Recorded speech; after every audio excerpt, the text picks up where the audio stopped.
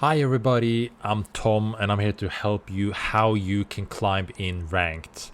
I'm gonna be touching on 5 different topics on how I climbed and how I reached rank 1 in EU, and hoping this will also help you guys. So hope you enjoy.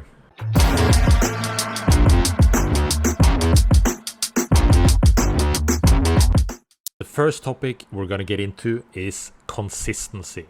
Now, it might sound a little bit vague, but what is really important is that in a battle royale with potentially a lot to lose and not as much to gain every single round, consistency is absolutely going to be key. When you are in the lower ranks of bronze, silver, gold, you're not really going to be losing that many points if a game goes bad, but practicing the consistency, because the higher rank you get, the more points you will be losing. That's why I highly recommend getting into habits. Consistency relies on knowing how to play your hunter and knowing that style. For example, me as a Kingpin player, I will never be fighting early game. I am very weak early game, so I have a rule for myself and focusing on myself to get farm, get relics, get grips, and then you can start looking.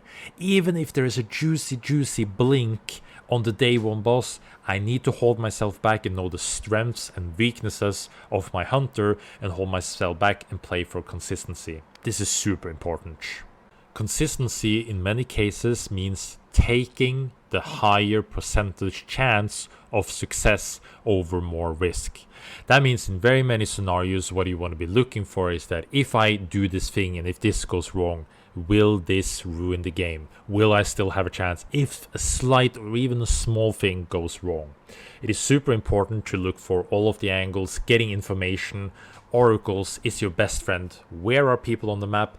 Is this a good fight? And always try to look for angles for you to play as good as possible, which then directly translates over to play for yourself, which is the second note. Now, what does it mean to play for yourself? Well, you're playing trio queues and you have 2 mates. Shouldn't you be thinking about them? Well, yes and no. The short answer is that play for yourself means that you need to dictate everything, thinking about you yourself as the carry. Everything in the game is your fault and everything you do can always be improved. You is the center of everything. We cannot be blaming teammates for mistakes or something that happens. But that also means that you keep an extra focus on yourself and your way of carry. Again, I'll use an example as me as a Kingpin player in most cases. If a teammate dies, I'll just get out instantly. It is very unlikely and very risky to be able to take a 2v3 fight on. And getting out can often just be the best thing. Getting a rest beacon, trying to get on train or something nearby, or even most wanted in the late game. I need to trust myself more with the most wanted than I have to trust your teammates in the 2v3. Now, of course, if you're playing with premates, if you're playing with other friends, you can try to rely on them and it's easier to do. But if you're queuing up solo queue, that means you're playing solo queue and you need to focus on yourself alone. This will help building the mechanics and things that you need to do to be able to carry the games. It's me, myself, and I every time, especially when you queue solo. The third point is always communicate. Now, this might sound a little bit weird. Why is third point always communicate when the second point is play for yourself? Well, this comes into the second part of it, why they're kind of connected also, is that you can utilize your teammates, but you can't depend on your teammates. Now, communicating and trying to get your plan and your idea forth can help a lot of situations. Where I, in almost all cases, will always try to communicate with my teammates in very important moments, because I feel like I know how to carry and I know to visualize how to win the game. This means that you will always try. Now, there will always be cases where people don't want to listen, or they're deafened, or they might not answer, but always try. Getting the habit of always communicating and trying might be the difference maker of being a win or a loss. By communicating, you can change scenarios and you can build up the scenario so you can still be the carry playing for yourself, but utilizing your teammates to help you win the game in a better way. Here's an example of an end game that I communicated a lot, which I think helped change the outcome of the game, because if I weren't able to communicate with them and they weren't listening, then I think this might have been lost. We're fighting, but it's a 4-way standoff. We need to get info. We know 2 teams below. We need to figure out where the 4th team is. Okay, all teams are on that side. I'm gonna step up. Look at that, in there. Nice. Okay, 3-way standoff. They're fighting each other. Look for catches if we can. I'll let you know if we need to hard commit, but it's quiet for now.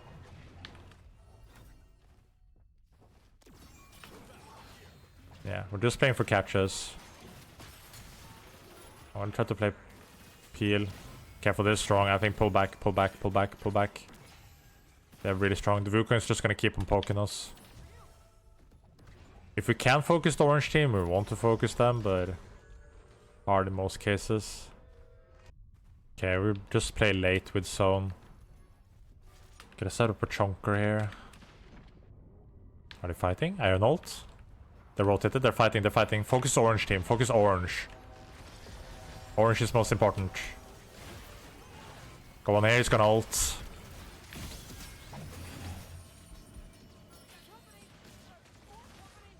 Okay, they're gonna be back up. We want to focus red again now. We want to get 1 red member if possible.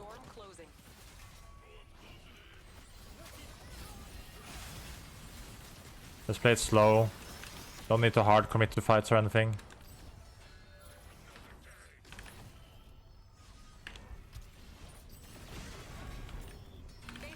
Okay, look for catches again. They're fighting. Looking at the bottom side there.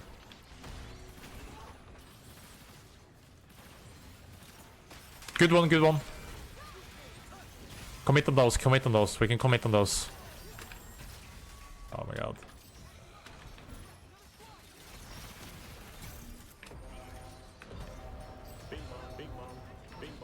Nice one. If I go down, I have life orb, so try to save me if I go down. I have life orb. Okay, just focus anybody now. Okay, last team, yeah.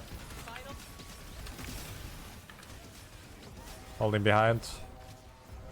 Make sure they can't rest. There's north one, it's north one. Nice one. Last member.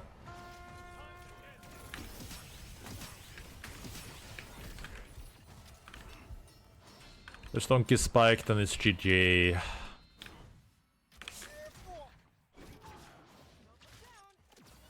I'll pressure, you just hold.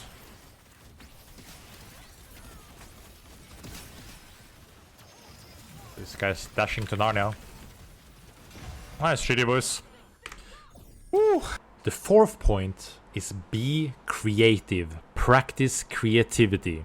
Being able to look through your games and finding new ways, new scenarios, and crazy ideas to be able to win or change scenarios is always going to be important in a game like Supervive, because there's so many different things you can do.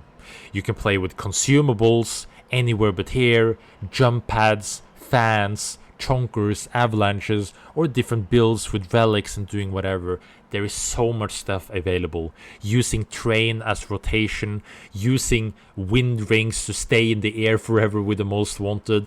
There is so many crazy things you could do. You just gotta practice being creative. Always look back at your game and think, okay, what could I have done differently? If I died here, what could I have done differently? Because there is always something you could have done differently. So practicing creativity and not being afraid of doing stupid and weird stuff, because often it might just work. And last point, you have to win your fights. Now, it might sound obvious, but you can be the smartest person and you can have the most genius macro creative, but if you don't have the mechanics and if you don't know how to play your hunter optimally and you can't win the fight, then you won't win the game. And that's where the points are at. Consistency, getting the top placements, winning your fights are super important. Now, how do you get better at fighting? Well, you just gotta get out to do it. It might be a little bit scary to do it in ranked, but again, if you're new to the game, you're starting up, don't be afraid to fight to learn. But also, I would highly recommend using the warm-up mode. I think the warm-up mode is great for just getting action on action on action. testing out scenarios, testing your limits, testing what works, how do I play against certain hunters, to be able to learn new stuff. And then always make sure that you tell yourself and ask yourself, what could I have done better here? What could I have done differently? Why did I die now? How could I play it? Because there's always something you can play better. Self-accountability is one of the most important things if you want to be able to climb. And if you also want to try to get rank 1 one day, then gotta start practicing. But also, how do you know if a fight is good or bad? Some of the things that can be very good to compare is 1. Check you and your enemy's armor. Do you have white armor and the enemy has gold armor? Might be a little bit rough. Do you have white and they have green? Okay, you're a lot more similar. Do the enemy have grip available? Have they bought their relics? Can you see that they have any exotic perks? Etc, etc. But also, are they split up? Are they alone? How is the matchup? A lot of things you can figure out by just looking at the enemy and trying to see what do they have available compared to what do you have available. I hope you guys enjoyed the video. Hope that you guys learned something from this. Make sure that you check out my Twitch, where I'll be streaming almost every single day, teaching, helping, trying to make sure that you guys climb and reach the rank that you want to be able to get to. And then I'll see you guys on the breach. Peace.